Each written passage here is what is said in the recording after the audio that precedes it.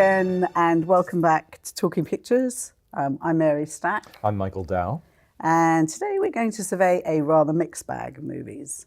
I like to imagine I'm on one of those long-haul flights when you're between worlds and you're bored. And you finally have that opportunity to catch up on movies that you otherwise wouldn't bother with. No, I wasn't thinking of that at all. I was waiting to land, which is going to be the new films coming down the pike that are actually a lot more interesting than what we're currently dealing with. Do you ever land? I'm not so sure. No, not too often. Anyway, from this mediocre bunch, we've plucked the pearls. Sure. Or pearlish. Or the swine, yeah. And we're going to sort of review The Upside. Everybody knows. Captive State. They Shall Not Grow Old. And then we're going to talk a little bit about a couple of things we saw on Netflix that really took our fancy this last week or so. So let's start with Upside. So this is another one of those films that originated in Europe. I don't wish to sound biased, but there are a whole breed of these films. La Cage aux Folles, Convene, that were all originally French plots, a bit more complex, I have to say, that were simplified somewhat and made into an American equivalent. Kind of diluted, too. Yeah, a little bit. So Upside's one of those. It started off being Les Untouchables about 8 years ago in Paris, set in Paris. Again, more complicated plot. But this one is pretty simple. It's set in New York. Kevin Hart is very funny. He plays an unemployed ex-con who, by happenstance, ends up working for a millionaire quadriplegic who's played by Bryan Cranston. Their executive assistant is played by Nicole Kidman. And all three give very good performances, particularly Cranston, who, of course, can only really express his emotions with his face and his voice. And that's pretty magnificent. So he's understated. Kevin Hart is totally over the top and wonderful. Change of pace. Right. And what's nice is it's lightweight and amusing, but it deals with some pretty heavy topics. And yes, we are moved, people are changed, you grow from, unexpected places. So it's somewhat low-key inspirational, and it's very pleasant. So I would say worth a view. It doesn't push too many sentimental buttons, does it? No, it doesn't get sentimental at all. Just when you think it might, Kevin Hart comes in and shakes it all up. Cuts the treacle. Shakes it all up. Watching Kevin Hart listen to opera for the first time is worth the film on its own. Okay. I'll YouTube the excerpt. So everybody knows, Spanish film, subtitled. Leads are Javier Bardem and Penelope Cruz, who are in fact a married couple. And there's this simmering tension that builds very slowly. It is not a traditional thriller by any means. If you're looking for sort of car chases, there's none of that in it. It's a very subtle, slow boil, but it's intriguing. It's a kidnapping that occurs at a wedding in Spain. Penelope Cruz is now living in America, and she returns to native Spain for this wedding, family wedding, and all sorts of secrets start kind of leaking out. Her teenage daughter disappears at this wedding, and then all of the guests are somehow potential suspects. In the disappearance of this girl. And I don't want to tell you any more about it, but it's pretty catastrophic, the repercussions of this.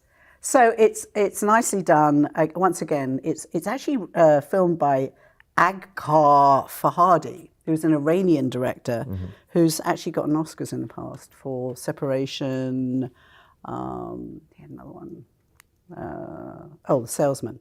Both foreign films. So he knows his craft, and I like it because it's got that European feel. It's slightly almost documentary style. You kind of feel that terrible frenzy if a child went missing. It's not all sort of teardrops and soft focus. It's very much, oh my God, and Penelope Cruz looks like she's going to crack. And it's brilliant. It's more hard-edged. Very hard-edged. And how's the chemistry with Bardem and Cruz? Because they did Vicky Cristina Barcelona, which is very steamy. I don't know. It's not steamy. Okay. It's not steamy. What's the opposite of steamy? A dry sauna, I guess. Yeah, okay. No, there's definitely chemistry between them. Okay. And they are ex-lovers in this. Okay. So they're playing a very delicate balance. I don't want to give away the plot. I don't want to give away the plot. But they're just magic. And I love when they're both acting in their own native tongue. Yep. There's something even more compelling about them. So go see it. Okay. Right, Mike, over to you. Thank you. Okay. Well, I wish I could be as generous as you were with your 2 films as I was with my one. I saw Captive State. And I'll admit, first of all, I went to see Greta, which was my intended film for today. But the screening got canceled, so I ended up seeing Captive State, which was my second choice. It was unfortunate. I mean, it's a sci-fi film. It's set in the near future in Chicago, and the kind of basic premise is that this alien force has taken over the city, and they control it politically. And it's one of these kinds of like mystery films where you're trying to figure out, okay, who are the people complying with the aliens? Of course, all the politicians are, the mayor is, and who are the renegades? You know, who are the ones who are going to try to undermine the alien dominance in the city? So it's a bit 1984. A little bit like you know, fourth rate, you know, pale imitation of the kind of Orwellian theme. The problem with the film is, for me, is that it's one of these films that's both too much and not enough, as it were. There's not enough character. These characters are kind of colorless, almost faceless people. It's almost like characters come in and out, and it's like, who's that again? Which one is that? It's one of those movies. It's just, there's nothing really at a human level to invest in. When you're dealing with the kind of theme of oppression, okay, you kind of want to care about at least one or two of these people, and that never really takes place. Instead, the film relies on very kind of superficial cliches. So there's a kind of not enoughness in that regard. And there's also a too muchness in terms of the film's mystery. The entire first act, well, let me begin first of all by saying that there is this really obnoxious cheat at the beginning of the movie.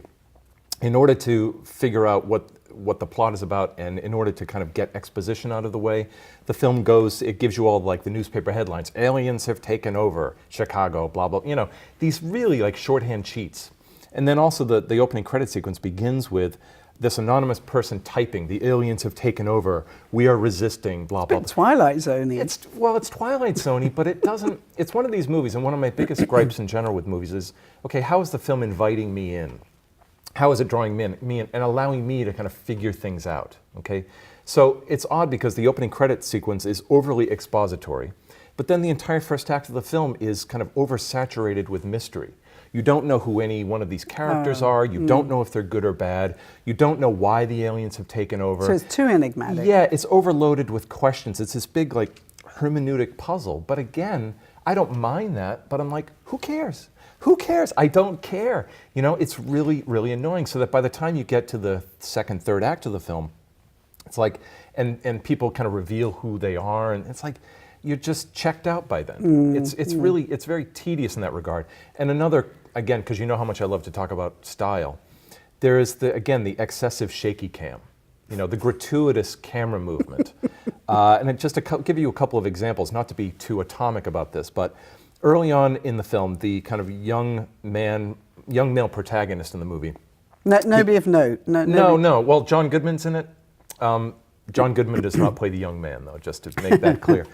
There's just a quick shot of him brushing his teeth, okay, and he's doing this, and the camera's going in tandem. I mean, what is, you know, for me, I have to question, why? Why make that choice? But more significantly, there are a number of chase scenes in the film. There wasn't an earthquake going on at the same time. No, I don't think so. But on a larger scale, there are these chase sequences, and the camera is so shaky that you just get this smear effect. It just has a smear quality. It's like, where am I? You know, I have no idea at this point. And, you know, and it rips off much better films. It wants to be a kind of political, paranoid thriller science fiction film. A little bit like Scanners, the David Cronenberg movie, which is a minor masterpiece. It aspires to that. And I respect the film for that. It's directed by Rupert Wyatt, who did Rise of the Planet of the Apes.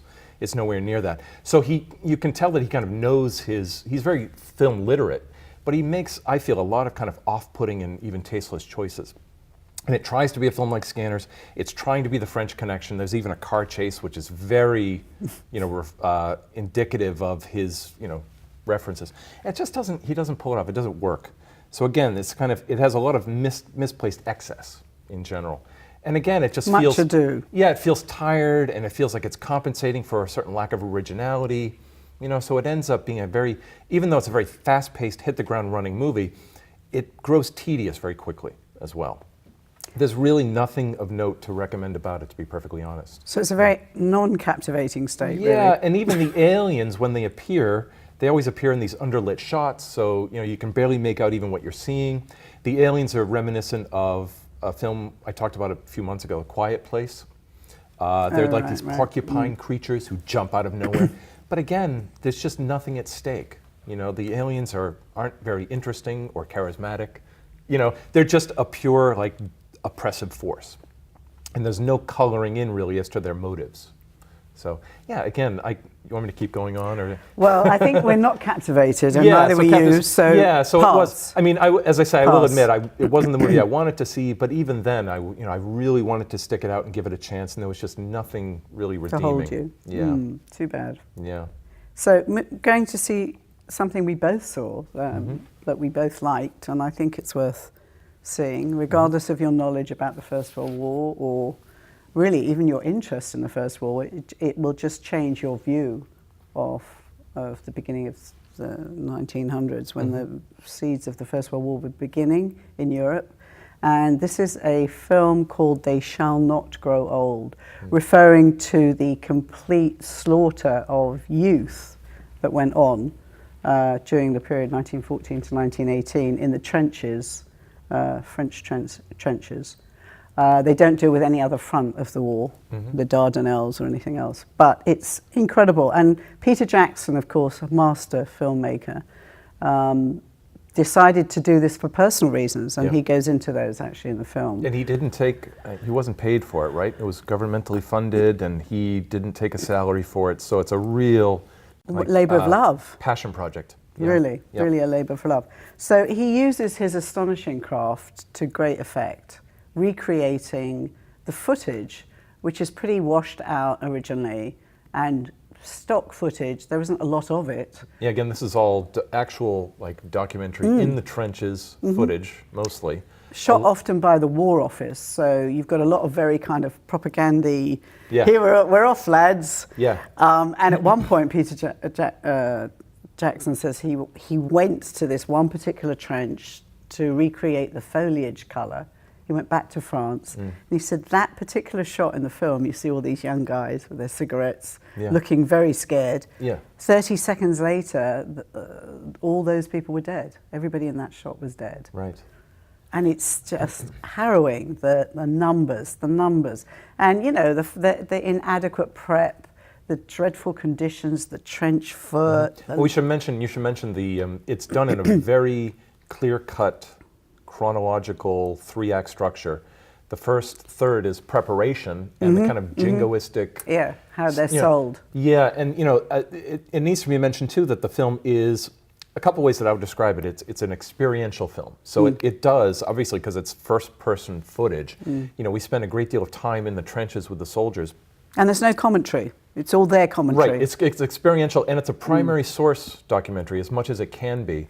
And the film is almost exclusively driven by this vast array of voiceovers by a number of veterans. And young guys that were going off, that the War Office had recorded. Yeah, so the first third is all about kind of preparation, and to your point too, there's this wonderful montage. The whole film is like a montage, but there's a montage within the montage of kind of propaganda posters. And what Jackson does is he overlays this documentary footage of the soldiers marching in preparation. It's really, really wonderfully done. And there are a number of fantastic quotes in the film, and too many to quote here, but just in general, one of the quotes I remember early on in the film where a soldier says, well, the empire was still fully intact, so we felt like we were invincible. There was nothing to lose. So they went into it with a kind of ideological innocence. And their horses. Yeah. Well, their horses up against machine guns and then tanks. Yeah, it's so thorough. There's a sequence dedicated to the horse casualties, right? The middle section of the film is in the trenches. And again, this could very easily lapse into gimmickry because the film makes the transition from black and white to color. And the middle section of the film, the actual war footage, was digitized so that recreated, reshot. Yeah, and it has. I mean, again, because all of the footage that they compile is the quality is so radically different, pretty much shot to shot or example to example, that some shots, they look kind of smeary, and the colorization is sometimes a little bit too obvious. But then other times there are moments of extraordinary photorealism. It really feels as if you are right there. The explosions. And images of tanks. I'm like, this is incredible. It is incredible, and you feel like you're actually right there. Yeah, and I know the film is exhibited in 3D. I didn't see it in 3D, but I kept thinking, and I was watching, it's like, imagine this. It would be like looking through a ViewMaster. The stereoscopic images must be absolutely luscious.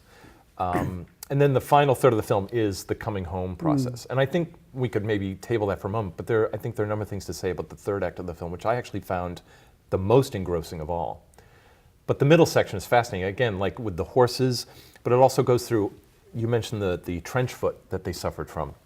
Frostbite, gangrene. One set of clothing. Yeah. One set of clothing, no bathing. And they talk about the rats and how rats would come. Rats, and because they'd be sleeping amongst corpses sometimes, and the rats would come in and devour the corpses. And the sequence, I don't mean to gross people out or don't change the channel. Horrific. But it's amazing. And the most like disturbing part was the part where they talk about the lice infestation and how lice would get in their clothing, and they'd be like just like bubble wrap. They'd just be killing the lice in the lining of their uniforms. And the next morning, the lice would be back in full force. Well, the body temperature would make them, the eggs hatch out. Yeah, I mean, and those are just a few examples. The film is so thorough and deals and gives you, it provides so many different perspectives in such an efficient way that it's almost overwhelming. You have to. And even, the amazing thing is you see them walking right into the guns of hell because they can't see where they're going. The smoke, the fact that your commanding officer was probably blown up just as soon as you got out of the trench.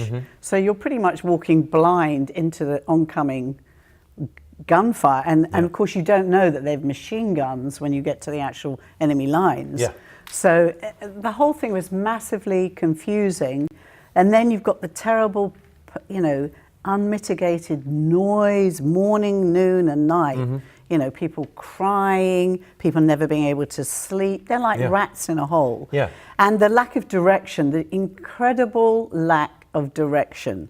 Yeah. Nobody knows what is going on. Yeah. And nobody even knows in the end what they're fighting for. And they're actually befriending the Germans when they capture them. The moral ambiguity of the relationship of the soldiers and the mercy killings involved, and also just the downtime. They said there was so much downtime.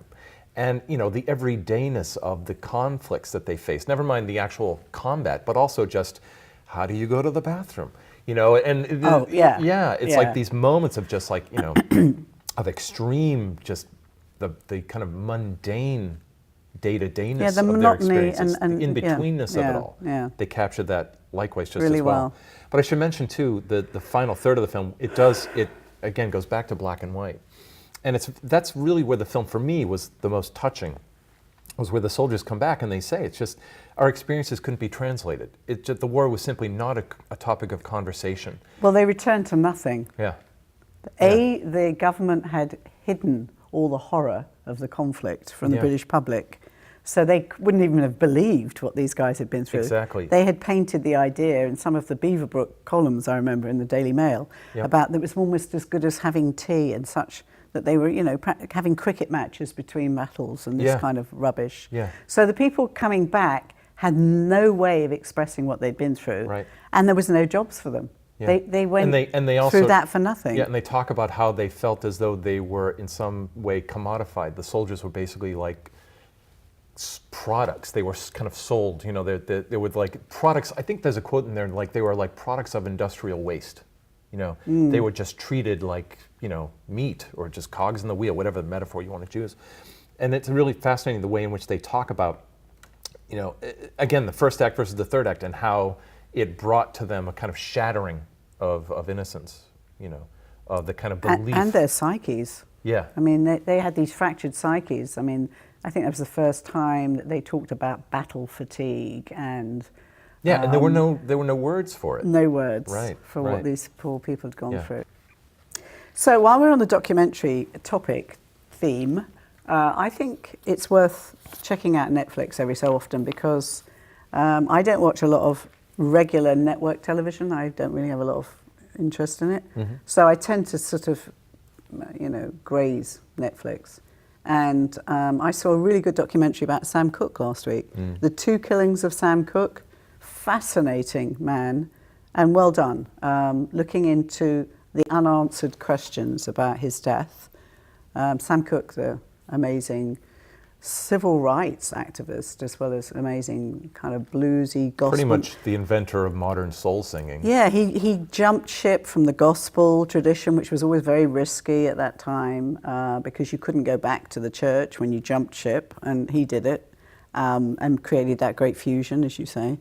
Anyway, it's worth seeing, really, really worth seeing to discover the kind of politics of the black music industry at that time, the pressures on performers like Sam Cooke to give away their work for nothing and not value it, and he challenged that by setting up a publishing and also house. the burden on his shoulders of having to represent something. Yeah. So that's worth saying. And the other thing I saw, before you tell us about your find, a great film, which I would highly recommend, which I stumbled upon, is a film called Paddleton, which I didn't know anything about, and I just thought, wow, this looks interesting. And I turned it on, and I couldn't turn it off. You lost the remote? Mark Duplass, who's a filmmaker, indie actor, filmmaker, is with Ray Romano, who everybody loves Raymond. Well, not all of us. And Sorry. The two of them are, it's a very understated little film.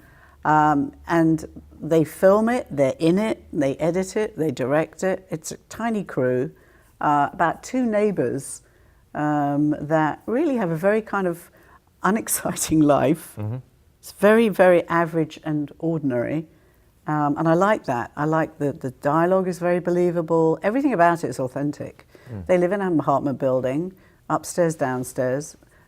At one point it's thought that they're a gay couple, but they're not. They're just mates. Anyway, every day they pretty much go through this ritual after work of watching Kung Fu, the same Kung Fu film, eating pizza, because neither of them earns a lot of money, and playing this game called Paddleton, which they make up, which I'm not going to tell you about because it will ruin it. But anyway, that's their life. Sounds utopian. Well, I don't know about that. And then one day, one of the guys announces that he's actually dying of cancer. He's been told that he hasn't got a long time to live. And there's a very short conversation where, Mark Duplass says, well, a lot of people make it, and there are things you can do and have a good positive attitude. And the other guy just says, no, we're just going to go and get the kit.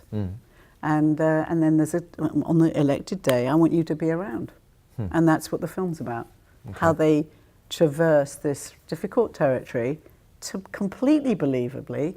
It's not sentimental, it's not maudling, it's just really touching and authentic. And I highly recommend you see it, about how they go through this experience together. Excellent. Yeah. I mean, the main reason I keep my Netflix subscription is for the documentaries, because it's an extraordinary resource. Yes, it is.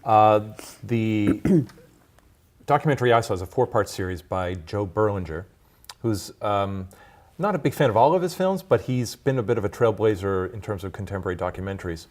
And he recently produced a 4-part documentary on Ted Bundy. It's called Conversations with a Killer, the Ted Bundy tapes. And I mainly wanted to watch it because I'm sure, like so many people, these figures are, and I'm not going to compare him to Sam Cooke in any way other than this, but you know that there's some kind of notoriety there. There's a kind of muddied history, and we never really have had the facts in a kind of clearly laid out and clear-cut way. And this documentary goes to great lengths.